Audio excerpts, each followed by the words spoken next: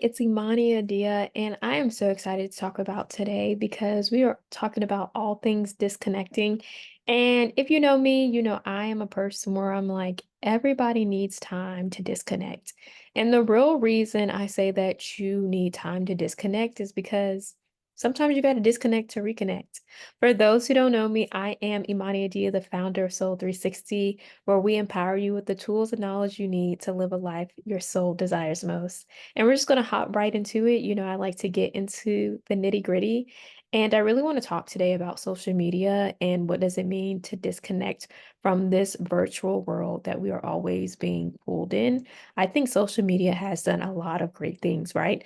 Allowing us to connect with people all over the world, allowing us to learn information, to learn about what it means to live in other places in the world, to learn about other people's challenges, to learn how to make other cuisines. It's just like we have been able to see it all. This transfer of information, this transfer of connection, I think it's absolutely beautiful. I also think on the other hand of social media is people literally being drawn in to where they're spending 2, 3, 4 or more hours on a device, right? And for some people, right, that's them literally scrolling on social media and not being present in their own lives. I've seen just looking at different research, for example, there was a researcher out from the University of California, and she stated that in today's society, um, productivity has diminished where people's attention spans are only around 47 seconds. And that was about in 2019. So I'm not even sure what it is for 2024. And then you also have the phenomenon of popcorn brain where you have scattered thoughts and fragmented attention. I mean, you even have the US Attorney General at this time calling for warning labels to come with using social media, especially for children. And so it's just one of those things where yes, it allows us to be connected, but it also has this darker side of if you are not cognizant and if you're not if you aren't intentional about how you are using this device, then it can actually harm you more than it is helping you or adding value to your life. So it's really about becoming more aware of your focus and creating social media technology free zones to help you do that throughout the day. And as I say this, I want you all to know that there was a moment in my own life where I was looking at the screen time and I'm like, whoa, this is concerning. And I had to sit down with myself and I was like, okay, we're taking down screen time to an hour across these different social media platforms. So that's what I literally have set up on my phone right now. I have an hour screen time, and it really has allowed me to be more intentional with my focus. And I've been doing different things around focusing as well. So doing these pockets where I am locked in for 60 minutes and then I'll take a break for 10 minutes. If you're at a place where you are like 60 minutes is really a stretch, brand. 60 minutes is a bit much. I totally understand that. Start where you can just start. So if it's 30 minutes and then a 10-minute break, what you're really doing is getting back in control of the way that you spend your time. Social media, like I said, great at connecting, but it has been connected to people just losing so many times to where they're not present in their own lives. And then also you need to get outside and touch grass. And so, like I said, I also was a person where I was just spending way too much time on social media. I've gotten that down to an hour a day, and that's what I've been sticking to. And also creating these technology free zones. And so, what I like to do is I like to go on walks. And recently, I have been going on walks where I have just been in a technology free zone. So of course I have my phone on me. It's on do not disturb and I'm not even listening to a podcast. Like it's literally me with my own thoughts in nature and allowing nature to bring this calmness, to bring this peacefulness and also bring fresh ideas to the table is where I've seen different researchers and different research studies really show that. So that's why I actually started doing that.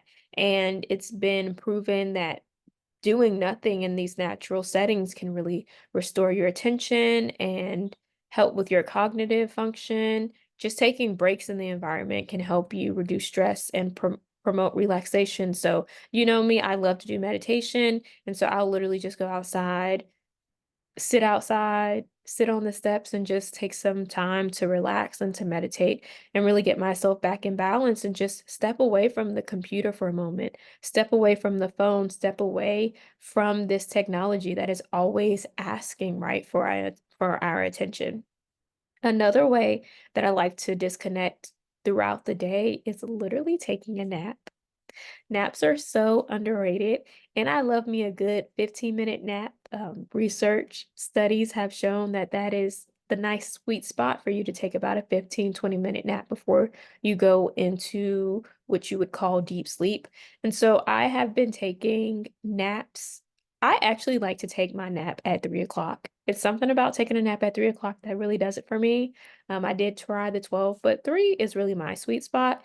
And with these different naps, it just gives you a time to just turn off for a moment and recalibrate.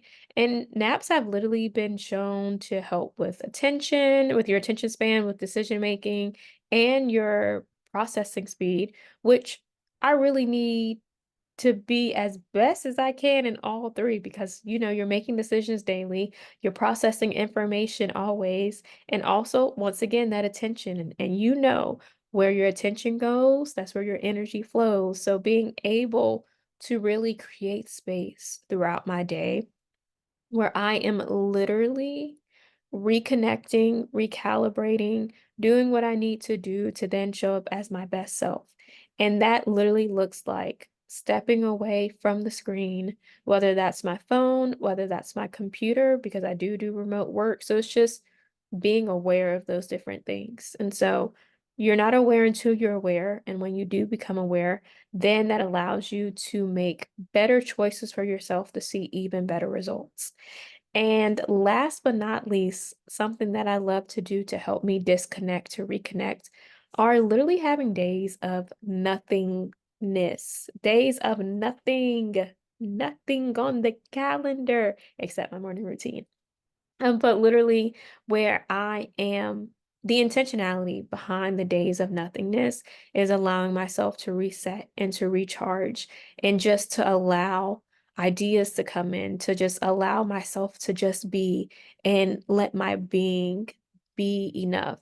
And I will say, these days of nothingness, they really do work. I feel like my best ideas have come from days of nothing.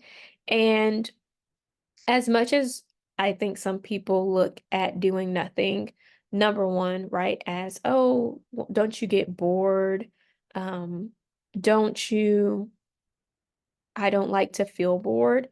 And somebody may look at it as being bored, but my intentionality is so different that it's not a state of boredom, it's a state of nothing. And, you know, your thoughts first come out of states of nothingness. And so through the state of nothingness is where you're allowed to connect with source. And then you're allowed to get these thoughts and these aha moments and these ideas, which are just absolutely wonderful and beautiful and life changing. And so now your awareness level is up. And so you have the opportunity to limit your screen time. You have the opportunity to take walks daily, whatever that may look like for you. I really do encourage you to literally take the walk, technology free zone, not literally have your phone on you just in case someone calls and it's an emergency, but literally go walk in nature. Don't even put on a podcast and just see how you feel. And then also incorporating those days of nothingness for my people out there who are like, I have to always be moving. This may be a challenge, but is it a it's a challenge that I want you to embrace. And I don't even want you to see it as a challenge. I want you to see it as an opportunity to just be in a space of nothingness and to allow whatever needs to come up for you to come up and for you to experience that. And so now you have these different ways that you can disconnect, to then reconnect with yourself, which will then allow you to reconnect in a better way with other people. And so I'm going to leave you to it. And until next time, go be limitless.